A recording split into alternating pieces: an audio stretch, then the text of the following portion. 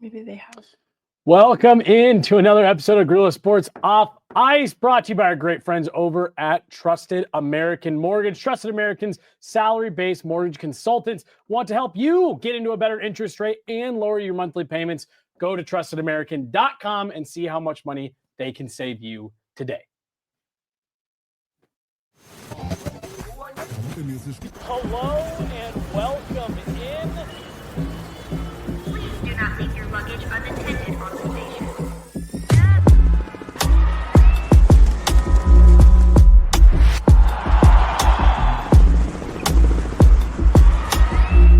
Welcome to the show. Welcome in Guerilla Sports Off Ice. I'm Jesse Montano. That's Meghan Angley. Megan, it feels like we were just doing this like 5 minutes ago. It does. Even though a decent amount of time has passed, I got a great night's sleep. It still feels like I was just here. Feels like we were just here watching the Avs. Not have a great one last night, Megan. It was 5-3, but you and I think we're both pretty much in step that score was probably closer than the game was. It was. I still carry frustration over the result just because I knew Carolina was a good team going into it. So I think my expectation was even, I don't know that they win this game necessarily, but because they brought it within one goal at one point, that shows you they still should have, as depleted as they are, been capable of a much better outing. And to do all of it so late in the game, I think that's what added to the frustration of you're capable than more than this if you're the Colorado Avalanche, and you just didn't do enough.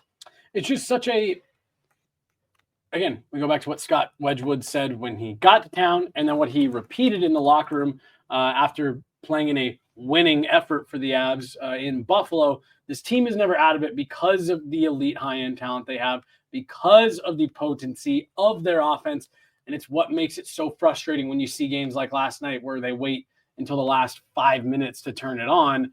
It's like, yeah, you could have done this the whole time and you would be in much better shape. We're going to talk about all of that. We're going to get into the weekend ahead for the Avs, the importance of this back-to-back coming up, as well as potentially some reinforcements on the way. We're going to dive a little bit deeper into some specifics from last night, Megan, in particular the goaltending, Nathan MacKinnon. We're going to key a little bit more in on Casey Middlestat. And then we will just kind of a day later, I think you and I both go home after the game or after the show and do some rewatching and some reanalyzing of some stuff. So we'll just touch a little bit on that. But I do want to start with the big news. Actually, you know what? I do. How else are you doing? Got a good night's sleep. How are you doing today? It's Friday, beautiful day out. How are things going? Really good. My Christmas tree is up. It's been kind of a process because when I went to set it up, the lights I had from last year died. So I had to get some new lights. So it's finally pretty much up and running. I still need to add a few more ornaments. So not a pre-lit tree, gal. No. It's a fake tree, and I call it the Ozempic tree. I have to take a picture of it. It's this tall, skinny little thing, and I'll take a picture. We a couple of years ago when we lived in an apartment downtown, we had an Ozempic tree because it just made a little more sense. And like we got it because it was like I think we were like, oh, it looks kind of rustic, it's thinner and it looks and like it was nice. It looked nice, but. It does. Yeah, no, I love it. It makes a lot of sense. That is so damn funny, Megan. Yeah, my wife had us go to a pre-lit a couple of years ago. And at first I was like, oh, lame. It's really nice. It's just very convenient. And so like my tree growing up and like the tree that my parents still have, you put up the base and then you had to put in like each branch. Yeah. This one's just like 3 sections and you fluff it a little bit. I like that. Yeah, it's much better. It's nice to have the tree up. It's just like an extra little source of warm, cozy lighting. Yes. It sets the stage for the season. Okay, we can get into some hockey stuff here. Megan, this one wasn't a shocker because we had seen it being reported on for the last number of days. Jacob Trouba, officially done as a New York Ranger. He is sent as far west as he could be sent from New York. He goes to the Anaheim Ducks in exchange for a conditional 4th-round pick and Urho Vakanainen. Megan, I felt a little silly not knowing who Urho Vakanainen was. And I said, oh, Megan's going to get here the prospect queen and is going to make fun of me for not knowing who this top flight prospect is. This is a 25-year-old former first-round prospect from 2017. Has never established themselves really as a full-time NHLer. Finally, last year stuck with the Ducks for 68 games and is currently on the IR. Can you help me make sense of this at all? I mean, like, I know Trouba's not, a bona fide top pairing defenseman. He's the captain of the New York Rangers, has a big impact on that locker room, and they kind of just chipped him out for peanuts. I think it points to the desperation with the New York Rangers and how much this relationship had soured with Trouba. Mm-hmm. It's concerning, truthfully, Yes. to have your captain, somebody who's worn the C now 2 seasons, shipped out under such desperate, panicked circumstances. Because you look at Anaheim being the trade partner, and they were staring down putting him on waivers and just letting a team claim him because they were trying to navigate his no move clause and not having much luck. And he exercised his rights as a player to kind of stand firm, stand pat in that. And I think it just points to just how toxic things had grown with the organization and this player. And it's concerning on the heels of Barclay Goodrow, who New York did the same thing to, shipped him out west, essentially. Yep. But they did end up doing the waiver move. He goes to the San Jose Sharks, getting as far away from New York as possible, too. I have to imagine if you're a player looking in on this, Right. no move clause or not, New York is going to finagle a way to get rid of you if they are not happy with your fit in the organization. And everything I know about Trouba as a person points to a really upstanding guy with great character. I do not like the way that he plays hockey. I think he toes that line not so well, pushes the envelope to the point of hits that I think the game is trying to remove. He gets away with more times than I'm comfortable. But I actually think he's a really good guy. And I don't doubt that in the locker room then, there was probably a different reception from his own teammates than what the organization viewed him as. So I find it really troubling just with management front office in New York specifically, and kind of too then where this team is at. It's a team that should be pushing for playoffs and a deep playoff run again. And I do think it's concerning that I don't even think their results have been that bad. They've maybe comparable to the Avs, a little bit better. Yeah. But they're not as depleted. And I think the concern is the salary. He ate up $8 million and did kind of fall from being a bona fide top pair defenseman, and his physical game waned a little bit this year, which I realize is silly to say in talking about Jacob Trouba, but I think that what he did well, they saw less of in this season, and they needed to evaluate their cap situation and their team's needs and part ways with their captain, I guess. So I could not agree with you more that, like, this is a if you're the Rangers, like this, people were talking about how the Avs trading Justus Annunen was a panic move. Well, it was a backup goalie swap. This, Megan, feels to me like a panic move. You just dumped off your captain for a guy that, maybe will fit into your decor this season, maybe, if he gets back healthy. And then a 4th round pick. This to me feels like a move for the sake of making a move. Things aren't, because like you didn't move the needle with anything you brought back. You cannot say that the Rangers got markedly better today. They lost leadership. They lost a key guy in their room, and they didn't add anything significant. This, to me, feels like a move for the sake of making a move because the season has not gotten off to the start you wanted it to. Let me read this from our great friend, Peter Baugh. Shout out Peter Baugh, now covering really all of the New York area teams for The Athletic. The most recent Rangers captains, the last 4 Rangers captains, Megan. Jacob Trouba, traded. Ryan McDonough, traded. Ryan Callahan, traded. Chris Drury, current GM, bought out to end his career. So Chris Drury was bought out by the Rangers, now back running things there. Is being named captain kind of like death sentence. Yeah, the new Mark Bergevin. He's not getting traded. Then you get traded the next day. He's being named the New York Rangers captain. The new, you're on the clock. Time's up. You're getting out of here soon. That's what it feels like. It feels too, to set that precedent, then difficult for whoever is going to be named captain in their place. Like the pressure then of what it means to be a captain in New York, it's really different than what it means to be a captain on other teams. There is an expectation that you have to meet as a captain, which I think is true of any captain around the league, but it feels impossible to meet in New York. Right. Well, it feels like, again, like the Avs, especially if he was healthy, would never even consider trading Gabe Landeskog unless they were at the very end of their window, end of his career, and he's looking for a Stanley Cup.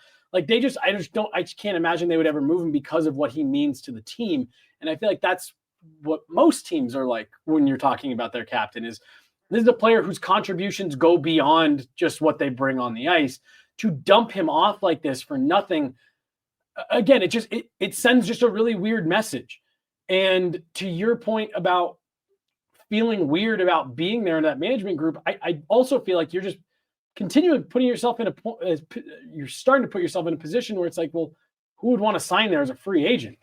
I think they're going to run into some trouble. Like the immediate consequence of it might not be fully realized, but I think that this is something that players are already discussing after Barclay Goodrow. And I think this is only going to exacerbate it.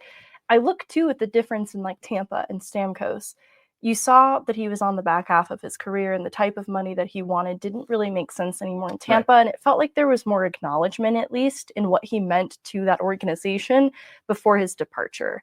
I think this does still go back to his contract in New York, similarly to Stamkos and what his contract would have been if he'd stayed on there. $8 million was just too much, and they were in cap hell. New York too. Yeah. They had absolutely no flexibility. I think that is the only benefit I can see of this in severing ties to him. I imagine something grew toxic too, but right. Which came first? Did it become toxic because you were trying to move this player to clear cap space, or for other reasons, or did it become toxic after that? And I guess that's the part to me that, again, is just so, I'll stop short of using the word shocking, but it's just surprising is like, what went so wrong with the captain of your franchise? And I believe he was only the captain for the last 2 seasons. So like, this is someone that the organization thought very highly of. Recently, post-pandemic. Like, and now for it to have gone so poorly to the point that they're shipping him out for a $1 million defenseman and a 4th-round pick. It's just, what happened there? What went so wrong so quickly? It's hard to say. I think it all comes back to the money and New York's situation with it not being able to justify, and Anaheim being able to afford that kind of money. They have lots of cap space available and a need for stronger, more veteran presence on their back end. So I guess it makes sense. And they've had no shortage of 1st through 3rd round draft picks in the last 3 drafts. That is not meant as an insult. It's genuinely true. It's like 18 players. Yeah. So they can part ways with a 4th round pick very easily, and a former 1st round pick who wasn't even drafted in their organization. Yeah, no, you're totally right. And I mean, look, Jacob Trouba's play had dropped off by a lot. So you have to imagine that plays a large factor in what we're talking about here, that this is a team that's trying to get right. Clearing up that cap space helps. But again, I really do, in a vacuum, just a little bit of a surprising deal. I think the consequences of the cultural implications are bigger than clearing up some cap space. How nice is that? I think they're going to have to pay more than this than they realize. I agree with you. All right, Megan, let's and we don't have to spend a ton of time. We did 3 shows last night, intermissions, post-game. So we don't have to spend a ton of time walking through last night's game, but I just kind of want to get your overall thoughts. The Avs got off to an okay start in the first few minutes, end up scoring the first goal, but it really felt like from the moment they scored that first goal, things just kind of started to slide away from them there, and they never really regained control of the pace of the game. In Carolina, I felt like for sure for the first two periods and a large portion of that third just kind of were able to impose their will on the Avs, control the puck when they wanted to control it, keep the play alive in the Avs zone when they wanted to. Did you have any thoughts after digging in any more into last night's game? I think just sitting away from it, my frustrations with it, what I took issue with, what didn't go so well, I think started to become a little bit clear. I was able to maybe simplify it from what I was trying to talk about last night. And I feel like the Avs anticipated the high volume shooting aspect of Carolina more than they did the strong defensive structure of Carolina. And so I actually think they did some things well defensively to try and counter what Carolina does well in terms of moving the puck in the offensive zone. They still fell short, just to be clear. But they also fell short in an area of their game that is usually one of their strongest. That's their possession game. They were unable to generate very much of meaning offensively, and it's because Carolina is a good defensive team, good lane management.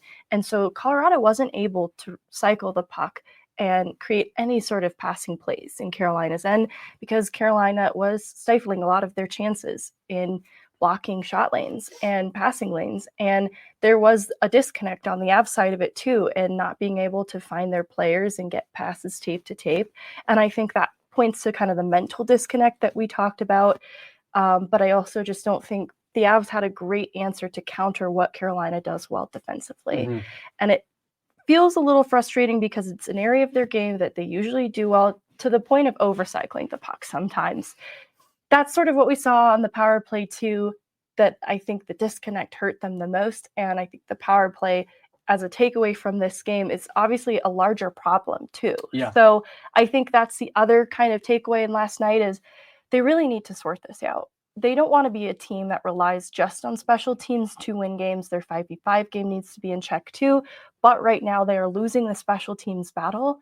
And for a team that has had a highly touted power play for so many years now with such great personnel, it needs to be better. That's the bottom line. It needs to be better, I think, is a great way to sum up what we saw on the special teams. I think on both ends of the puck. And like we discussed last night, what's concerning, what was the word that you used last night? What maybe it was, I'm concerned. It might have been concerned. Might have been concerned. What's concerning about the power play is that they aren't even getting looks. Like it's not just that they're on a cold streak right now. It's not just that they're not converting. Like they're not even getting the zone. And we talked a little bit about the zone entries last night and how it maybe feels like what they're doing, not just the drop pass in the neutral zone, but it's actually that second drop pass once they get inside the blue line that has gotten stale, that has gotten, I think, predictable was a word that you used a lot last night when talking about the way that the Avs are trying to establish themselves on the power play. And you need to shake it up.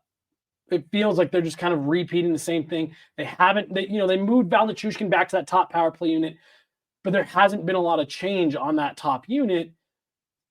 And to me, it looks stale.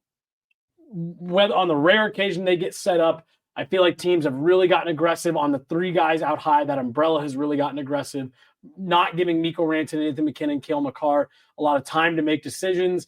And it feels like a lot of the time that puck is going into the bumper spot and they're trying to kick it right back out, trying to get that extra deception, and they're just not putting enough pucks to the net. Val Nichushkin scores that late goal last night as the extra attacker, being in front of the net, punching rebounds home. You got one of your net front. You actually got two of your net front guys back in Lehkonen and Nichushkin. I think that power play needs to simplify a lot from what we're seeing right now. I think we've kind of talked about this as it applies to other games too, but I think the worry is when they have abandoned things that have worked for them well to be a little more creative, take a few more risks, they've made mistakes and it's exposed vulnerabilities and rushed chances the other way. And I think there's a fear to abandon what they know was working for them right now because things have not been going well on the whole. Like they're still trying to get out of a little bit of a rut. And I think there's a stubbornness then to abandon what has worked well for them. But the problem is what has worked well has become predictable. And I think a strength of their game on the power play has been creativity, on the fly adjustments. And I think that that's where they've lost some of their real deception. And they're in their heads a little bit too much in what they're trying to do. We kind of talked about it with Casey Middlestat, but sometimes being in search of the perfect play just gives the other team too much time and space to counter what you're trying to do. I think that's what they're running into a lot on the power play. I'm with you. Last thing I want to talk about from last night was, we heard a lot of conversation about that late push that the Avs were able to make. I have it in my notes here, Megan, that late push didn't really feel overwhelmingly positive to me. I didn't like the process in the third period. I didn't like the level of desperation. I didn't feel like the compete level elevated the same way that it needed to. We said last night, do they even get partial credit for those 2 goals late to make the game interesting in the dying minutes? No, I probably will disagree with myself in the future that I don't believe in partial credit. But I go back to the clean room analogy. Just because you picked up your clothes and moved them in the closet doesn't mean your room is clean. Yeah. So you can't say, well, I tried to clean my room. No, it's still dirty. Yeah. Because there is a full 60 minutes that you could have made your life a lot easier. Mm-hmm. And honestly, desperate hockey in that late push costed them too. They have a too many men penalty and a Mikko frustration penalty in that third period as well. That's the problem with the desperate late panicked push in the game, is you also make mistakes. So it kind of neutralizes everything that you tried to do. Panicked push, I feel like, is a great way of describing that instead of desperate. And those are very different words. Desperate and panicked in this context. To me, that last night was a panic effort at the end of the game. I think you're right. There is a distinction, because I used to kind of view them similarly, but I've even heard coaches talk about appreciating desperation in their players when they are trying to get out of ruts. And so I think you're right to make a distinction. It was panicked more than it was desperate. I completely agree. I want to dive more into some specifics from last night, particularly Scott Wedgwood. You said Scotch last night, and that's now all that comes to my head. Because of the wedge. Scott Thank you. Wedge. Thank you. Yes. So I want to talk about him in particular because I think he's an interesting conversation. I do want to talk a little bit about Casey Middlestat because it didn't get better for him last night. In fact, last night got a little bit worse, and we saw that reflected in number of shifts, line mates, things like that. And then I just want we can talk briefly about Nathan MacKinnon from last night as well. Yeah. Because he breaks out in such a big way against the Buffalo Sabres. And then I don't really think anyone was spectacular last night. But again, I just want to kind of get a pulse check on where he's at. He does pick up a point. He's right back at the top of the league leader in points. So let's get into that, starting with Scott Wedgwood. But I am going to remind you guys about our great friends over at Trusted American Mortgage. How would you like to get through the holidays without having to make your mortgage payment?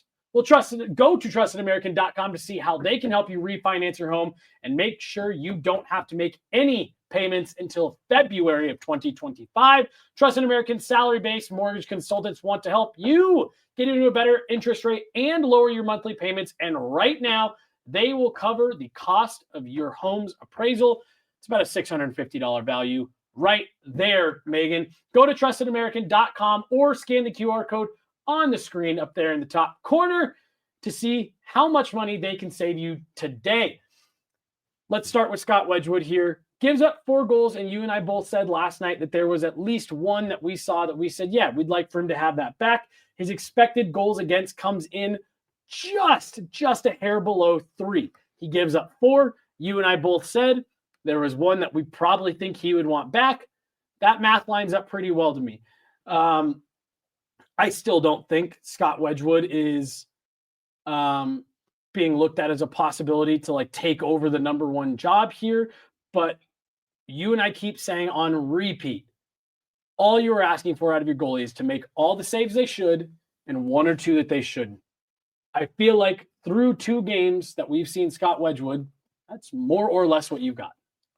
It's true. I think back to that first period, Seth Jarvis was snapping pucks on net and did eventually break through in the second period, but I can, off the top of my head, recall some saves that Wedgwood came up with that probably didn't need to, or no, what's the word I'm looking for? Probably wasn't expected to, is maybe the better way for it, because some of those would have been really hard for him to stop, but he did.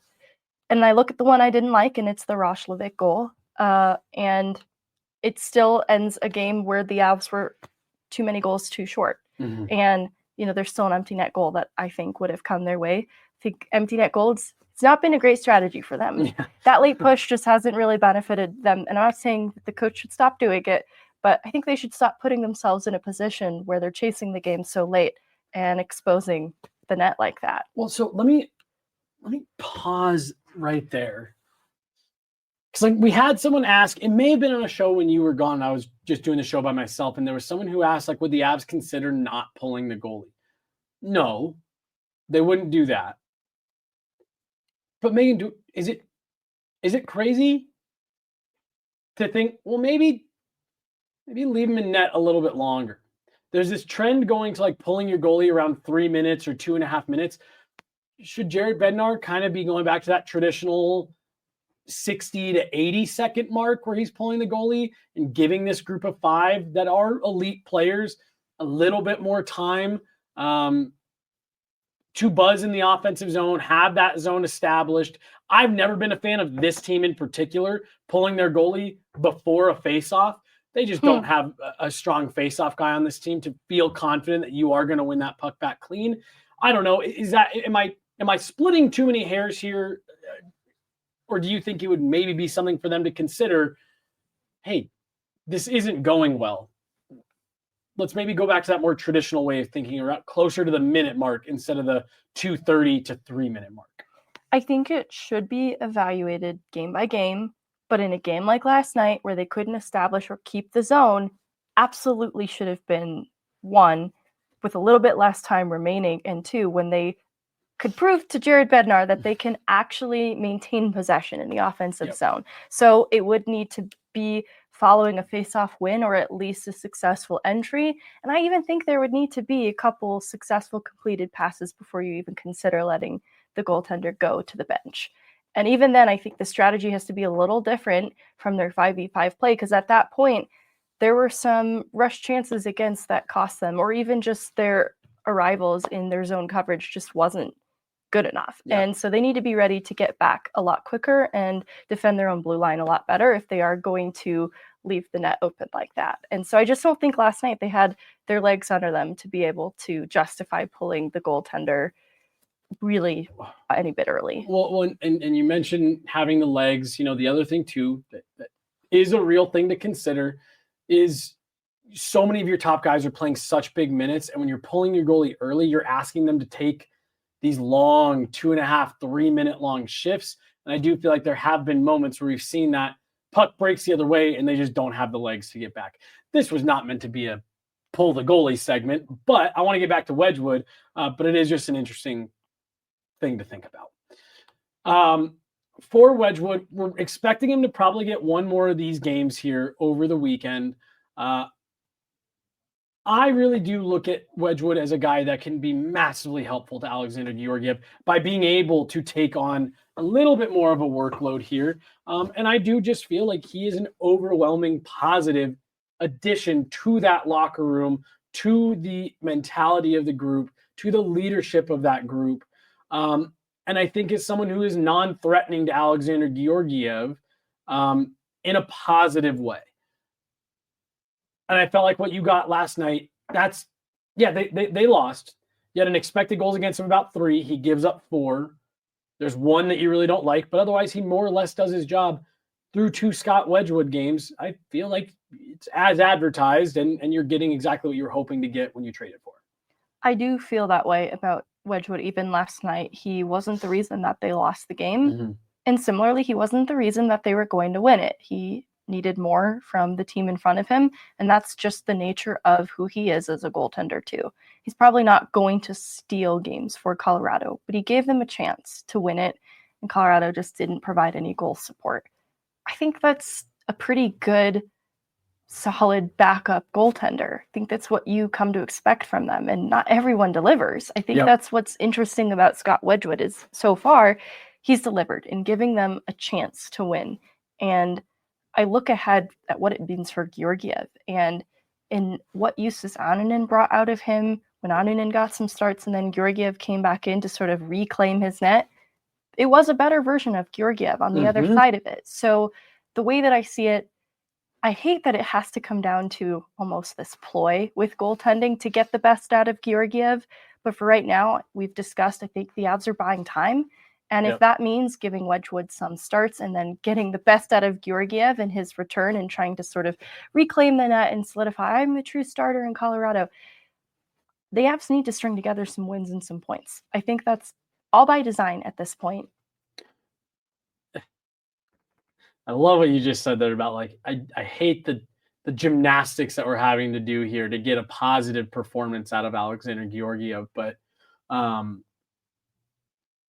I I think you and I could probably both agree. I don't think the organization views Georgiev as any type of long-term solution. I think the way that this season has started has all but confirmed what we talked about coming into this season.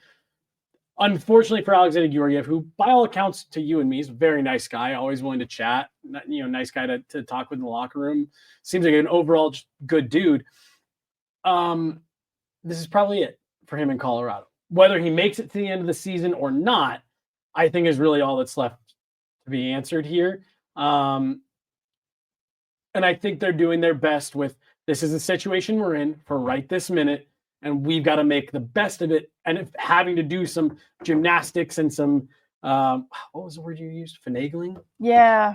To get the best out of Georgiev, then that's what you've got to do. You don't have any other choice. And I think Scott Wedgwood has been through two games, but I think he's been exactly what you were looking for.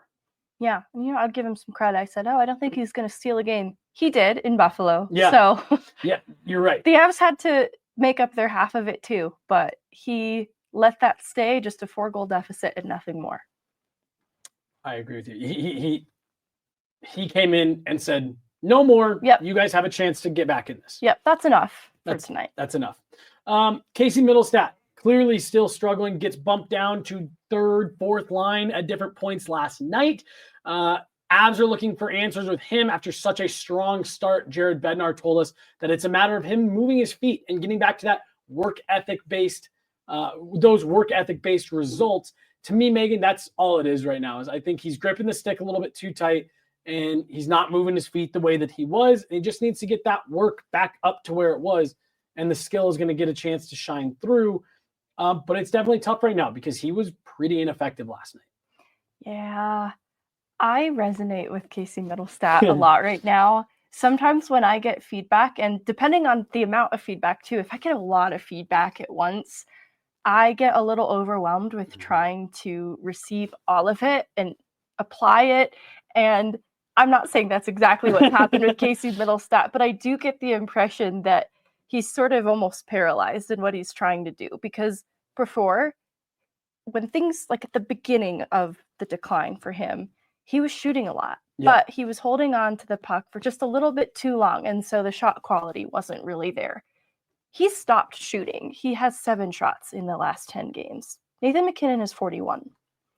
And so I think that's sort of where I am just, if I was in Casey Middlestat's shoes, I think he's in his head because he is also still not making the right decisions with the puck. And for such a smart player, that's when you know it's uncharacteristic. Yes. And I think that's what's exposing him to some of the defensive mistakes that have led to turnovers. I think he's a better defensive player than we've seen. I also think he is a better physical player than we've seen. And I think on the whole last night, the guys just weren't winning battles. But I think that Casey Middlestat also hasn't really been coming up with pucks the way that we normally see. We're not seeing him play below the goal line and find his teammates the way we've seen too.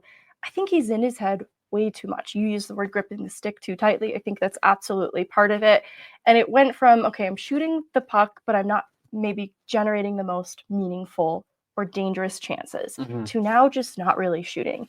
And I just want to see him. I think he's abandoned his instinct too much because he is such a smart player. I just want to see him like almost tune out the feedback for a second, not because you're not listening, not to be insubordinate, but just go back to your instinct a little bit, Casey.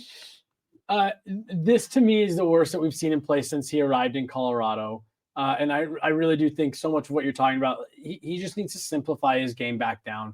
We've seen him, I mean, to your point about the physicality in his play, we saw that in the playoffs. Yeah. This was a guy who he's got a little edge. Right. Did not shy away, was not afraid to play with a little bit of an edge there, was not afraid to mix things up, was good defensively. Not Val Nichushkin, not the best two-way forward you've ever seen, but was good defensively.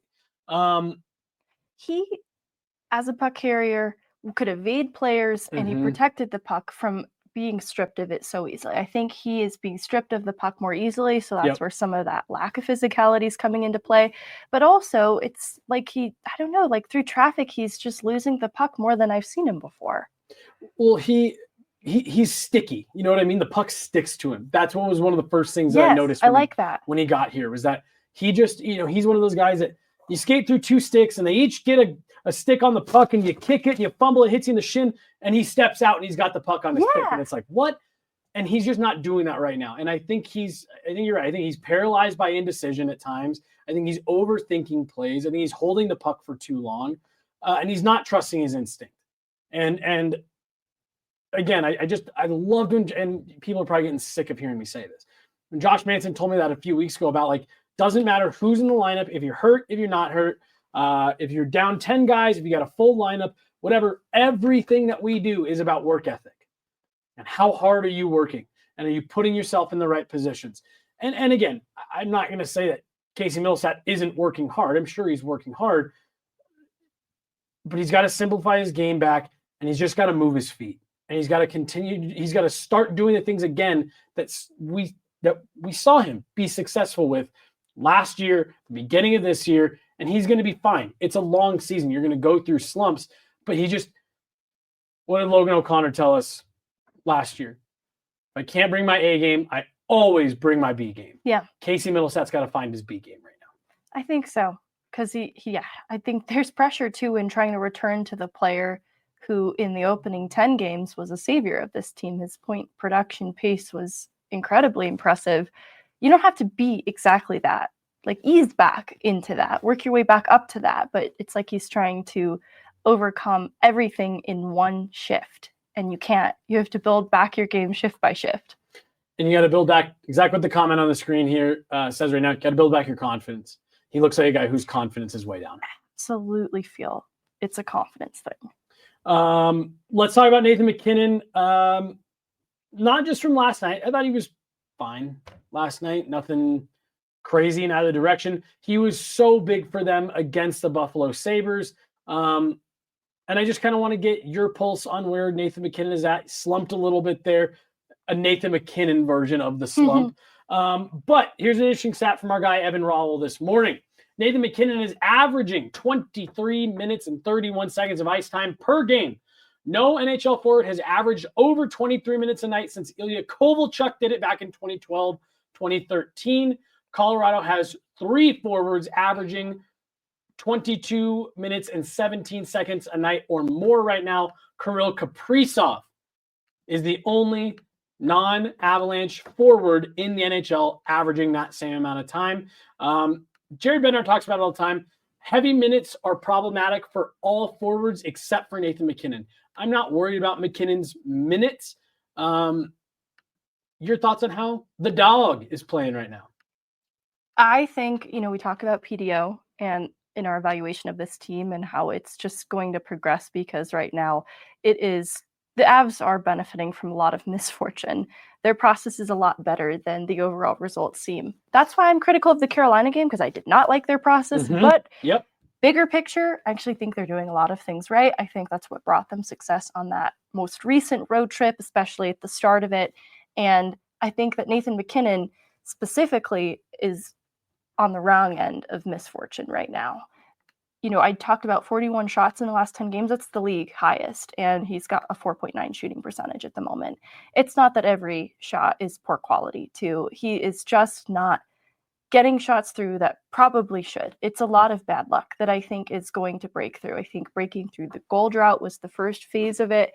And I just think that he's going to get rewarded for what he's doing sooner rather than later. But I do think Evan's point around his high usage is a valid one. You mentioned because he is such a trusted player, an important player, he is being put out very frequently and for extended shifts.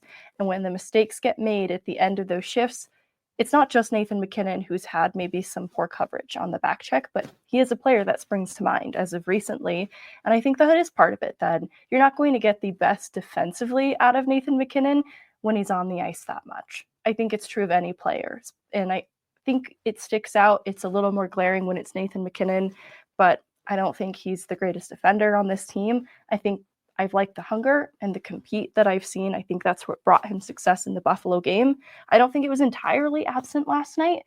I think, in talking about morale and being contagious, I think for MacKinnon, similarly, he can single-handedly take over games, but I don't think he's immune from even being caught up in poor effort around him.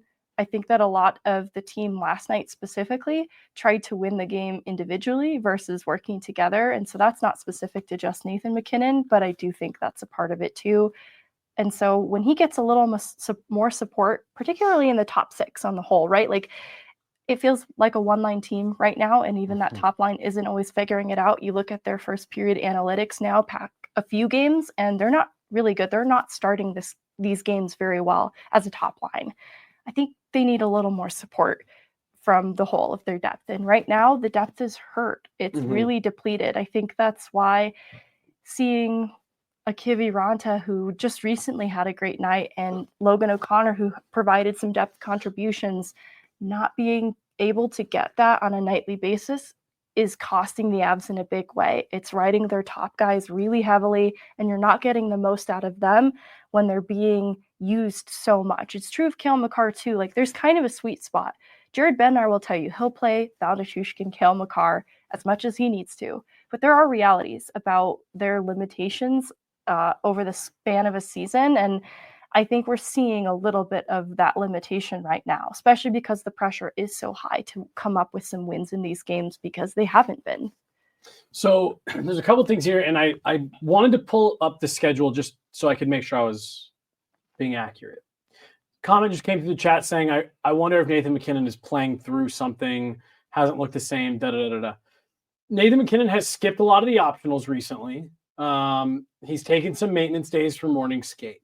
So I think it's reasonable to assume, okay, something's bothering him a little bit, but we've also seen him during those morning skates where he hasn't been on the ice. He's been working out hard off the ice. So we've kind of been saying, okay, well, maybe he's just finding a new regimen here.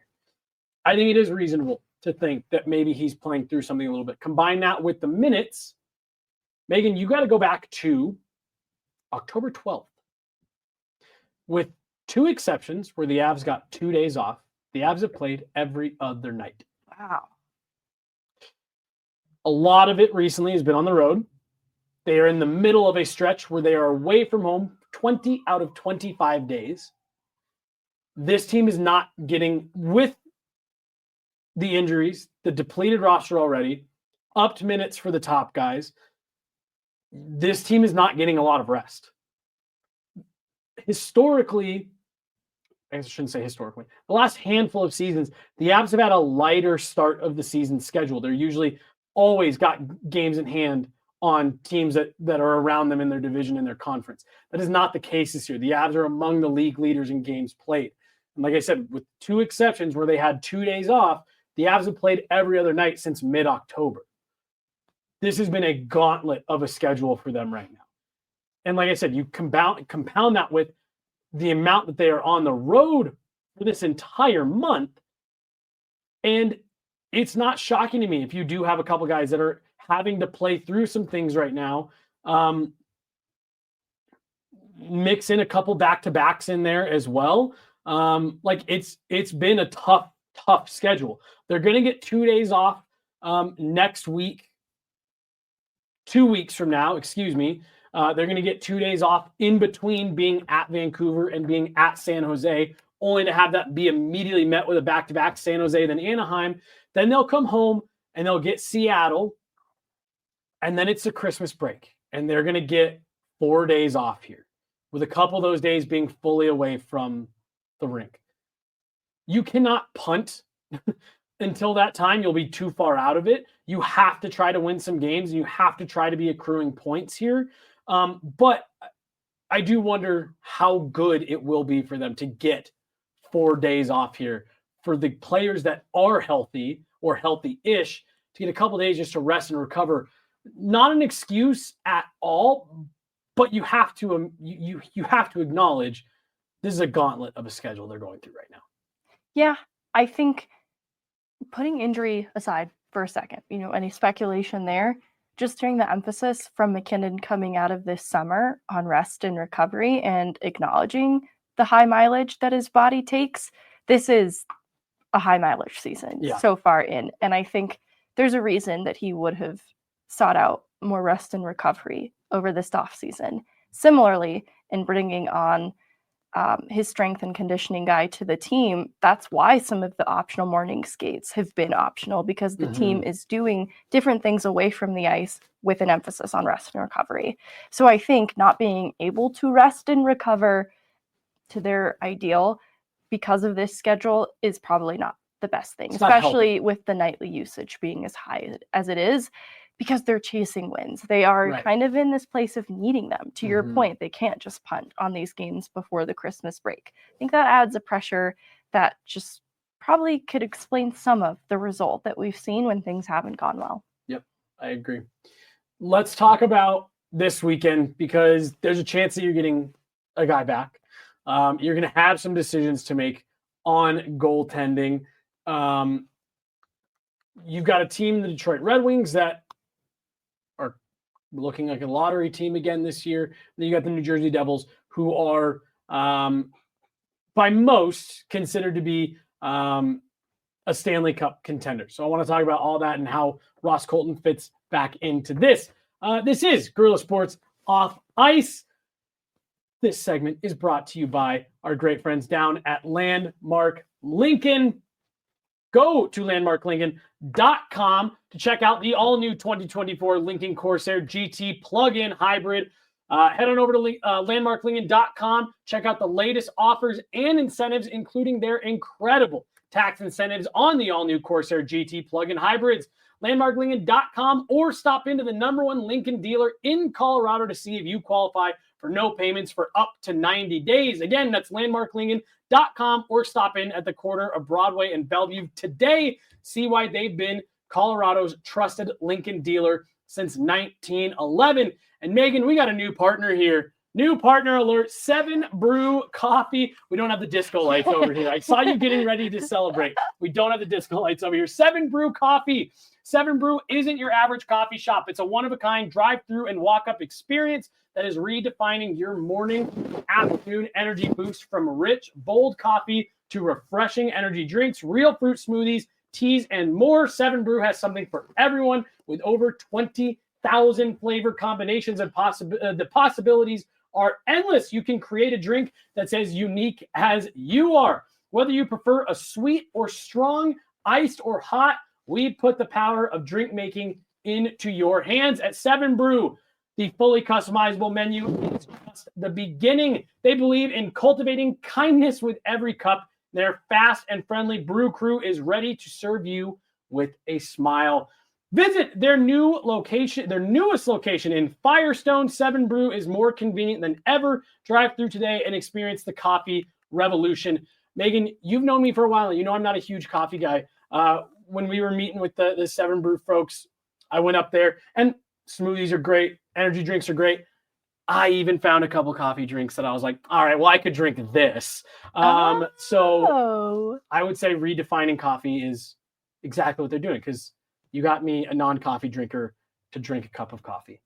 So there you go. I'm excited. Brew. Yeah. The options seem endless. And their new location is very near to Blue Arena up in Loveland, where the Colorado Eagles are at, where we will be soon for some more fun stuff. If you've been to an Eagles game this year, you've seen our faces in the arena. We've been doing some really fun stuff with the Colorado Eagles this season, and I think we got some more maybe in the pipeline here. Well, we definitely have some things. We definitely have some things in the pipeline.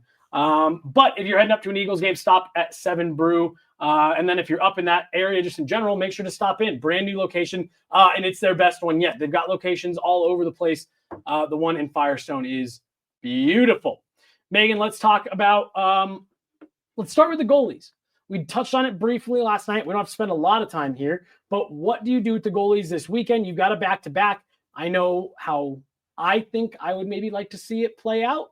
What are your thoughts on what Jared Bednar should do with his tendies, Detroit, New Jersey, on back-to-back nights? I think do Wedgwood against Detroit, go to Georgiev for New Jersey, and then for that Pittsburgh game, like Tuesday, I don't know, dealer's choice, depending on how these games go for them. Yeah. I think Georgiev is due the opportunity to see if he's a starter against a playoff contending, Stanley Cup contending team. And the team in front of him is going to be on the second leg of a back-to-back, so they're not going to be at their best. So I think that ratchets up the pressure a little bit on Georgiev. Like, okay, they're really counting on you to be a stopgap in this game because you might not get their best for the full 60 of this game, and it's understandable. So what can you do? I'm with you 100% on how you just laid that out. I think you give Georgiev the games that would typically go to your starter. And I do also think that you keep a little bit of that mentality of we're playing the guy who we think gives us the best chance to win. But I think you err on the side of Alexander Georgiev is the starter, so we're going to give him the starter minutes.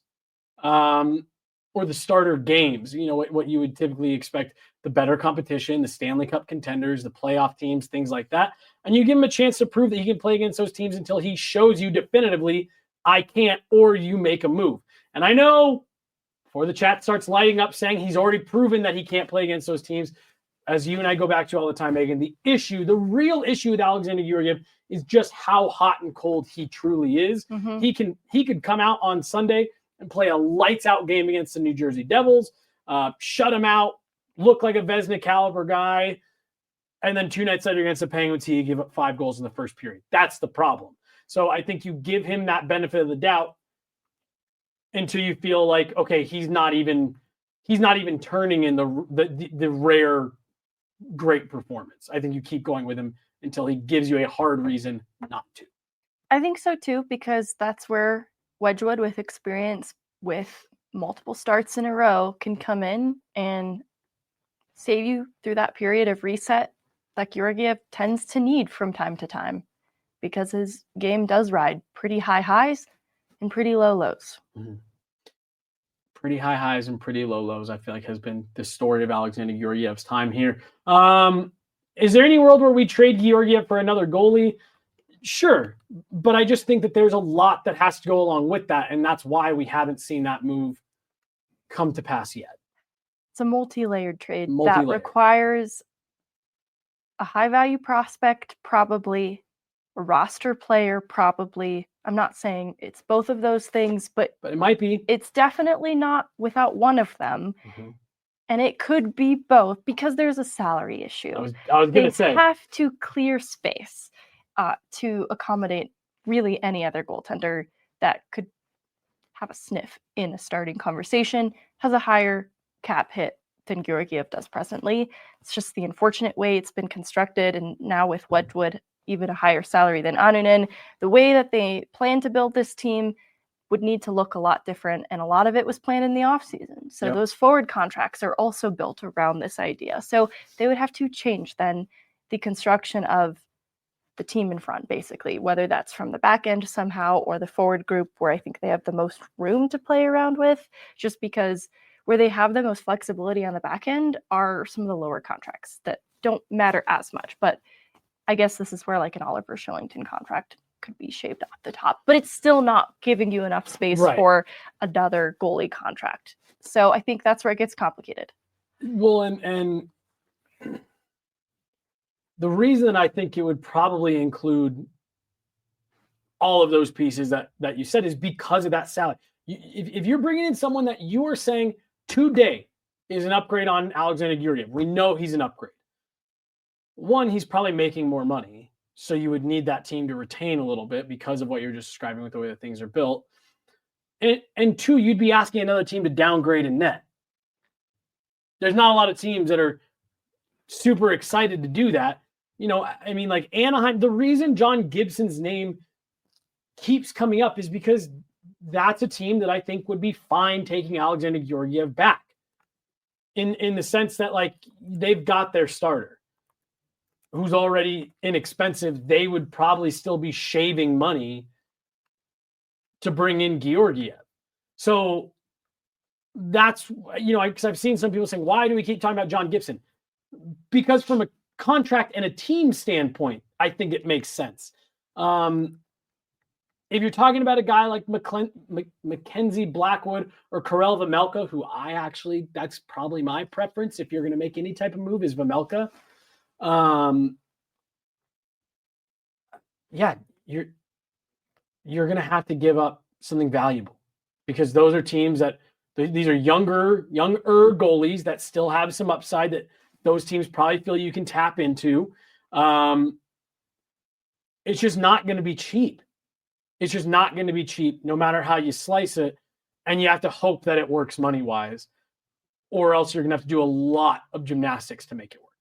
Which I think the Avs are in a position to navigate a lot of options, just bringing in a cap expert over the offseason as an assistant GM.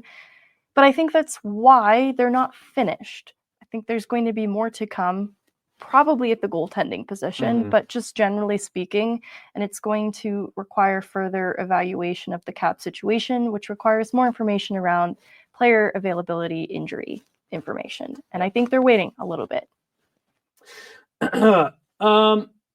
This one isn't really, there's not really much to talk about here, but the Avs now sit 4 points out of a playoff spot. You cannot come out of this weekend with no points. Really, you probably can't even come out of this weekend with any less than 2. And you'd really like to have at least 3. I agree. New Jersey will not be an easy competitor, but you have a lot of opportunity in this Detroit game coming up. I actually think it's like a storybook game in the way that it's written for the Avs to have a bounce back a number of different ways. Detroit's lost their last 4 games, and they're second to last in the Atlantic. This is a team that has struggled and has fallen below expectation in some ways with individual storylines that have been pretty good for them, but there's been a lack of finish. They've been able to bring some of their last games within 1 goal, but they just can't find it. And so it's interesting. I think that when they've needed more goals, they've found some of them, but they fall short just one. I think that's really interesting. And it's hard to point to then what that issue is, because it's not exactly goal scoring. They're still coming up with 3 goals in any given game back to back. It's like that 4th one that seems to be a trouble.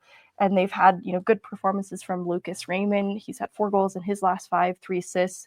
Their PK, it's one of the worst in the league, and it's trending in a bad direction. Avs power play has not been very good. This feels like it has been written for the Avs to correct some of their power play troubles by capitalizing on a weak PK team. They need to stay out of the box themselves. It's kind of first and foremost just the bottom line, the discipline. You just don't like the way some of their man disadvantage opportunities came. And then it's been decent goaltending for Detroit, but it's not impenetrable. And then similarly, JT Compher has not had a great year so far. He's fallen below expectation in terms of being a second-line center, at times even being demoted. What? You're kidding. You're kidding me. JT Compher didn't turn to a second-line center with that contract? And Patrick Kane, his production has fallen completely off. Yeah. That's their second line. It's Compher Kane. Casey Middlestad's trying to get his game right. He's got a second-line center opposite him in a lot of those matchups whose game has not been quite where they need it to be. And that second line is just looking to go on the hole, right? Like Vanachushkin's put the puck in the back of the net a couple times here now. I've liked Nikolai Kovalenko's game.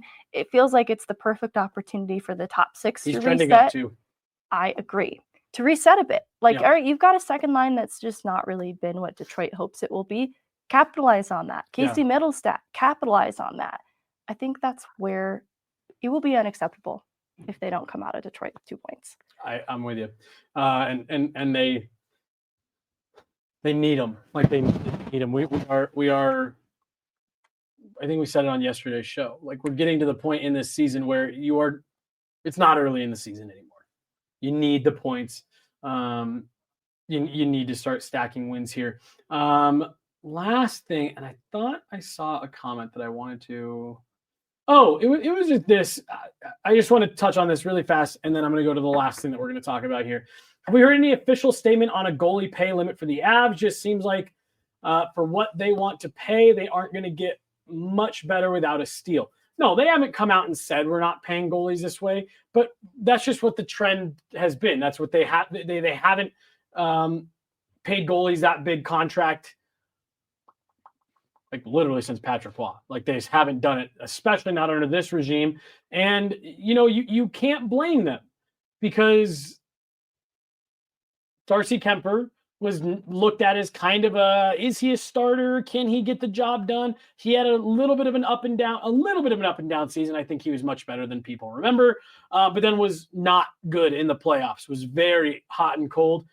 And the Avs got it done. So I think they just embrace this philosophy of the way our team is built, the quality of the players we have, the way that we defend when we're healthy. We need a good starter. We don't need a great one. And they've embraced the philosophy of we can save money in net We can spread that money around the rest of the team. And it's just not working right now. So no, they haven't come out and said we're not going to spend that much on goalies.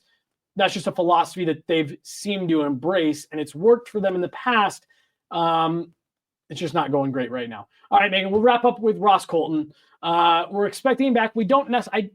I do wonder if he maybe wouldn't play in Detroit so that he could play in New Jersey. Just the back-to-back maybe is a little bit tough for a player coming off of a 6-week-long injury. How does Ross Colton move the needle for this team, particularly with that second line, middle six that you were just talking about?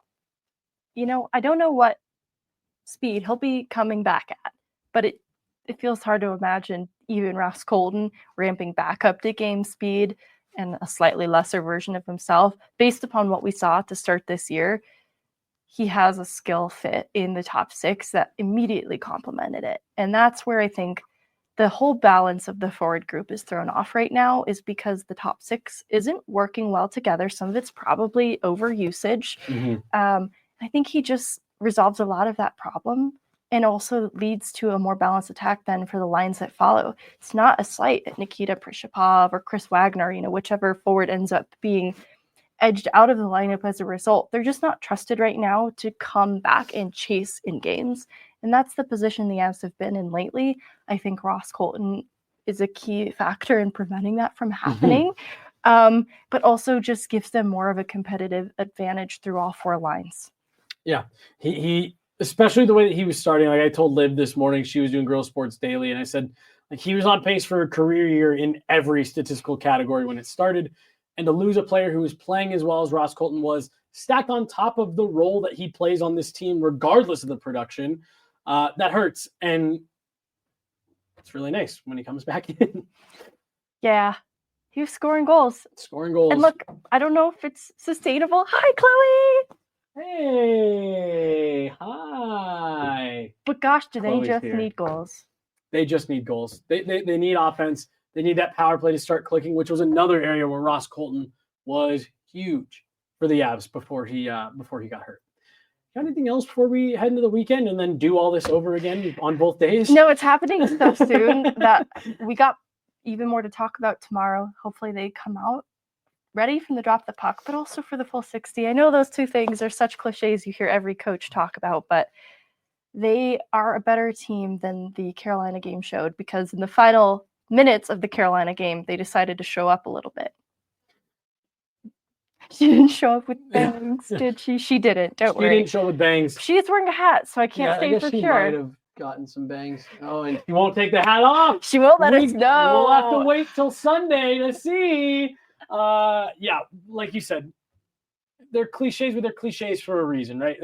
It's the formula for winning hockey. Start on time, and you're never going to get a full 60, but you got to find a way to get 50, 55 minutes plus. Because make your life easier. Right. That late push isn't sustainable for a full 60, but you wouldn't have to do that if you were just a little more normal. Just a little bit more normal.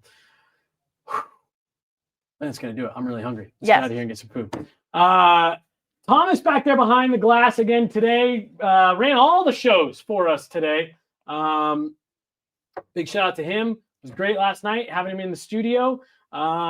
She's Meghan Angley. I'm Jesse Montano. This is Guerilla Sports Off Ice. Enjoy your weekend, guys. We'll be back talking to you guys all weekend about the Avs back-to-back. So you have not heard the last of us for this weekend, but enjoy your Friday and have a good one. We'll talk to you soon.